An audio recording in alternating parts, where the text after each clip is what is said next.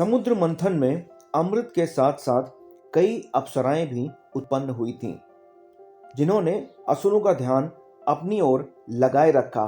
इसी बीच लाभ उठाकर देवताओं ने अमृत पान कर लिया। जब असुरों को अमृत नहीं मिला तो वो देवताओं से युद्ध करने लगे। भगवान विष्णु के प्रलयंकारी अस्त्रों से डरकर असुर पाताल में जा छिपे। अपने साथ वो उन अप्सराओं को भी पाताल ले गए। इसी बीच भगवान विष्णु ने असुरों को मारने के लिए पाताल तक उनका पीछा किया और उन्हें मार डाला। पाताल की अप्सराओं ने जब भगवान विष्णु को देखा तो वे उन पर मोहित हो गए और उनसे वरदान देने की प्रार्थना करने लगी।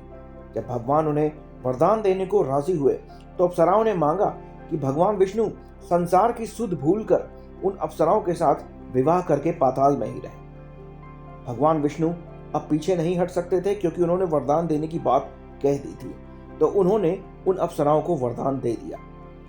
कहीं कहीं ये भी कहा जाता है कि यह वरदान उन अप्सराओं ने भगवान शिव से मांगा था कि भगवान विष्णु संसार की सुध भूलकर पाताल में उन अप्सराओं के साथ रहे।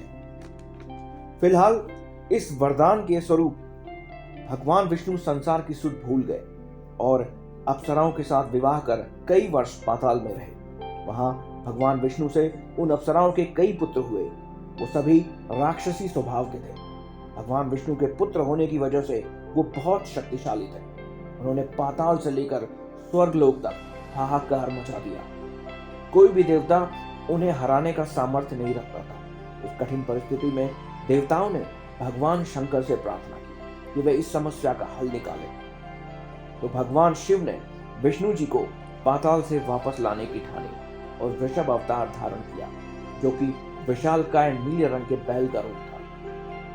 वो पाताल में तेजी से गए और भगवान विष्णु के राक्षसी पुत्रों को एक एक करके मार डाला। अपने वंश का नाश देखकर सब कुछ भूले हुए विष्णु भगवान वृषभ रूपी शिव जी से लड़ने लगे। उन दोनों के बीच भयंकर युद्ध हुआ, जिससे पाताल कांप उठा। भयानक ऊर्जा उत्पन्न हुई। आखिर ये दो महाशक्तियों का युद्ध था।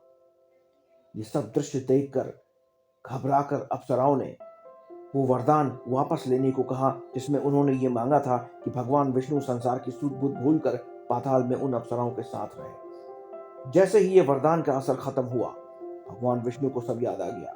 अपने सामने शिव जी को देखकर वो शांत हो गए और वृषभ अवतार के साथ वापस बैकुंठ चले गए।